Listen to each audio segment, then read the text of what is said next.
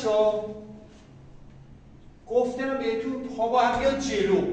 خب چی جوریه که اون داره تو صورت من ضربه میزنه، منم جلو میام ولی ضربهش به صورتم نمیخوره. ببینید موقعی که چرخیدی خب الان از دو طرف راحت میتونی یه مقدار خم شی بدون اینکه دیدت از حریف برداشته بشه.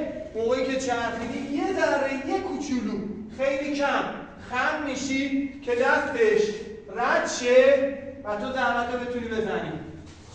نباید خیلی زیاد از حد خم شی.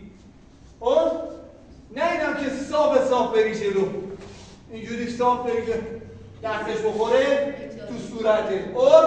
پس بعد از چرخش یه مقدار ما یه ذره خم میشیم ولی دیدو داریم، خم نمیشیم صورتمون برگرده.